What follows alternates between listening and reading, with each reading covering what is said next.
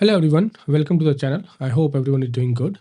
So in today's video, we are going to discuss about the Snowflake Cortex Search.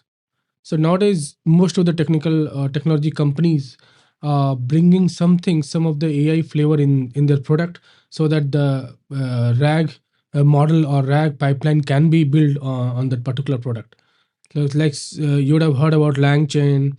Then there is a Google Vertex AI. On the similar line, the Snowflake has come up with some AI product or a platform or a framework where you can build the AI solutioning. So Snowflake Cortex Search is one of the thing. So Snowflake Cortex Search is a fully managed hybrid search services. So Snowflake manages the full service of this, and it doesn't only do the text-based search. So it does the combination of, or it includes the combination of word vector, keyword, and semantic search. If you don't know what is vector, what is embedding, then you can go to the GenAI playlist. In my channel, there is a GenAI playlist. There I have explained in detail like what is vector, what is embedding, how we create it, how we store it, and how we run the search engine with the help of ChromaDB. So you can get the idea of vector from there. So Snowflake handles all these things in the search. When you write any of the queries, like if you write a question, give me all the records which have the error transaction. So the Snowflake will look into that word, breaks that word, search into that embedding, because the embedding has already been created with the input data, and on that vector the search is being done with the help of semantic meaning, and you will get the result out of it. Now, to do the vector search or a multi-dimensional vector search, you need to have the data in that multi-dimensional vector form. In other vector-based database, you can create the embedding externally and you can feed into the database. In Snowflake, Snowflake handles all the embedding, indexing, and infrastructure. So when you assign, or when you start the Cortex search services in Snowflake and assign a data to it, then Snowflake will take some time to scan the data, index the data, and create the embedding out of it.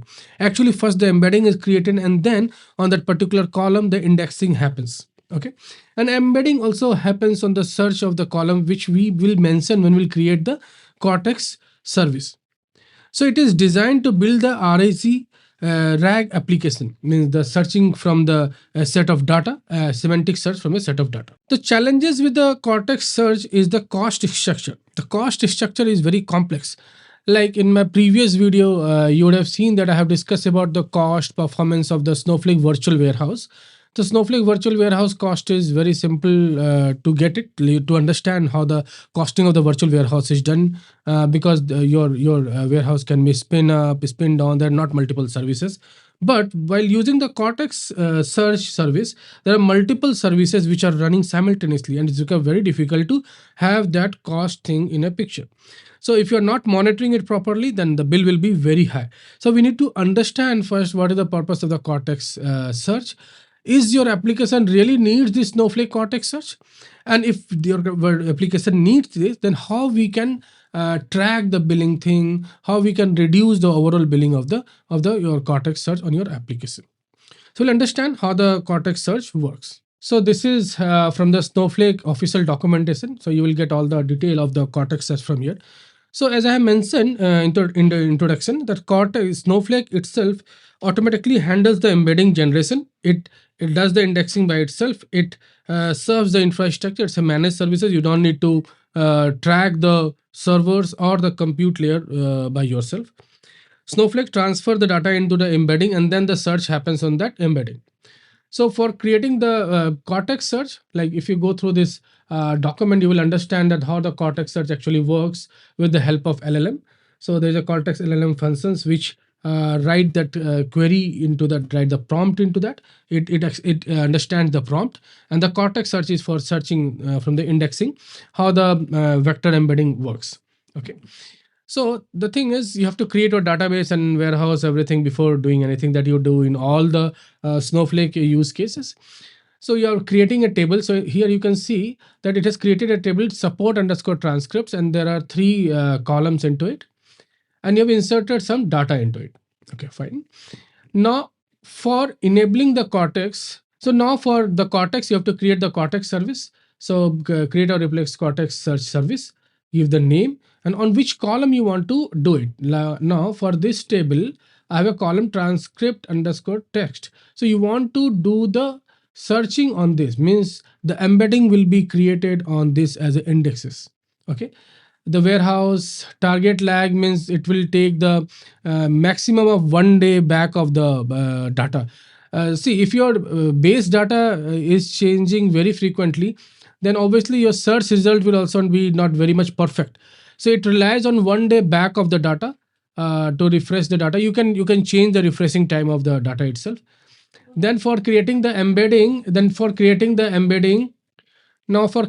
embedding, like you want to create an embedding on this table to the support transcript which we have loaded here. Okay, support underscore transcripts. So now for creating the embedding, you have to give the model. So Snowflake it's has multiple models in it. Not too much of model is there, but there are sufficient number of models. You can use that model for creating the embedding. Now here one thing we need to take care, like if this data is very big, then your embedding time when you create this service, then it will take longer period of time to make this service active and be available. So in that case, your cost for this embedding model will be very high. So we have to be very sure then on what column you want to create this search. If you add more columns, then more time it will take to create the indexes, and more time it takes to create the indexes. Ultimately, your service to be online takes much more time, to be active it takes much more time, and then your bill for this embedding model billing will increase. You have to take care of that. Anyway, we are going to discuss about how to track all the billing things in the last part of this video. Now we are going to use, now when you have created the search, now with the help of search preview, you can give the prompt and you can get the result. Like this is parsing the JSON. It is parsing the JSON out of it. So what it does, see Snowflake Cortex search preview.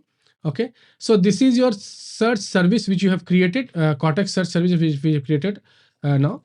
Then query is internet issue. So you want to search that where all this keyword is there, internet issue or related to internet issue, like no internet, because we are doing the semantic search. So internet issues will also mean no internet or internet problem in the internet. This kind of search will be happen.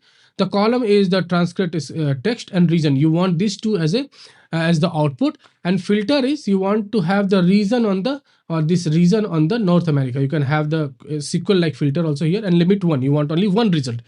So you will get this kind of output transcript script, and on this transcript script we have applied this indexes. So when I'll go back, when we have created the services on the transcript script, we have created the indexing. Okay, now this will give the output as a one record because I'm doing the limit one. Okay, so this is what it is. Okay, if you want to scan the table, there is a table called Cortex Search Data Scan. You will get all the details of it. Okay.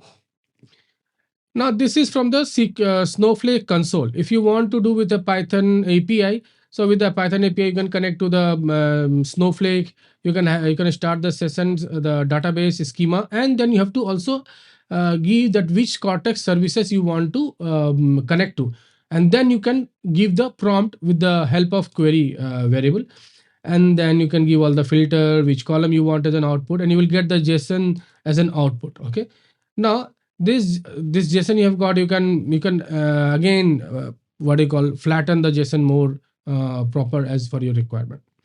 Okay. Now there are few things I want to bring up here is the billing part. The billing is the more complex part. So on what all things are on which the factor the billing happens is, the first is serving compute. It's 6.3 credit per GB per month of indexed data. Now this run continuously. When you create the Cortex service, the Cortex service runs continuously.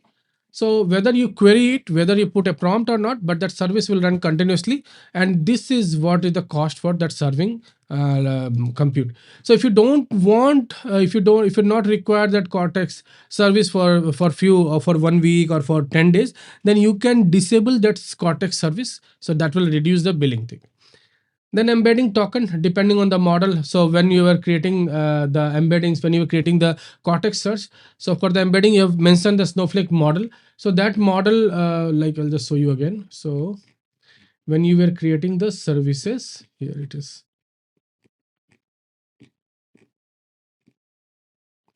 Okay, so you have mentioned embedding. So the embedding cost will also be incurred. Then warehouse compute is as per the standard, the warehouse computing. Search is also as per the standard, and the cloud services. So these are the five things component from where your billing will happen. Now, other thing is how you will monitor the Cortex search uses, cost, and uses. So, in the account usage schema, there are two columns. One is Cortex search daily users history, and other is Cortex search serving users history. Okay, I'll write the name here. So, these two will fall under account users schema. So the first one, the Cortex Search daily users history, it breaks down the daily cost by consumption type. Okay, so how you're consuming, and by that type, it breaks down the output on the daily basis. The second one is the daily users history. Okay, I've written the both the same thing. This is serving users history. So for the serving one, so it's a hourly serving credit details. So it gives the hourly on the serving basis, and it gives the daily on what kind of consumption type is. Fine. So by this way, you can create your own dashboard on these two things, custom dashboard, and you can monitor it. That way you can track the cost. But this dashboard will only help if you have applied alert and notification on that. Like a particular limit has come or limit has crossed, you should get the notification on your messaging service, on your mail. Then that this dashboard will be helpful. Just by creating the dashboard, you will not be able to track all the billing things. So you need some alert and notification. That is the first best practice. The second best practice is suspend all the services when you are doing the development or when you are doing the testing.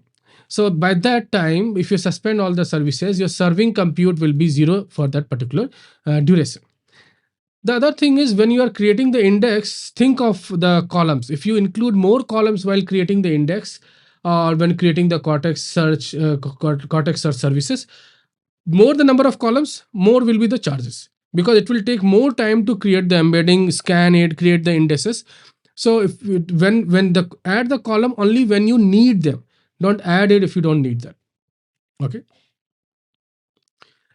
So now monitoring embedding model cost, also, like, if the other best practices, because this part is the most costly part, embedding tokens. So this can be also tracked, like this is the overall cost, but you can individually go and look into this part. This is more important in the minute level to do the costing things. So for that, you have the daily users view consumption type column to see the serving versus embedding cost. So I'll write it here, consumption type. So daily users view consumption type column to see serving versus embedding cost, serving versus embedding cost. Embedding a spike, like if you are seeing that embedding cost is there is a spike in the embedding cost. So gives you an indication that insufficient refresh has happened earlier, because every time when you are searching, then it is doing the full rebuild. So if there is a too much of update in your data, then your embedding cost will increase. So if you see consistent high embedding cost, then investigate on your data update pattern. The update pattern should not be random, it should be in some batch, or there should be some time for the update, so that you will be sure that when the embedding spike will be there, or when at what duration the embedding will be high. So if there's a like irregular update pattern, so your embedding spikes will be too much throughout the day, 24 hours a day, and that will increase the overall cost. So there are few best practices, but before going into it, just be sure that you actually need it or not. So this is one of the what do you call, the LM RAG based search pipeline, which is being served by the Snowflake. I hope you will get an overview of what is Snowflake Cortex Search. You can look into the documentation more, and you can just try it. If you're using it in your project, you can try it and look into it more details. The more complex thing is to track the performance plus track the cost, because for each search it also gives the percentage, like how much accurate is that particular search. If you have any doubt, please post your comment. I'll get back with the answer. Till then, happy learning. Goodbye.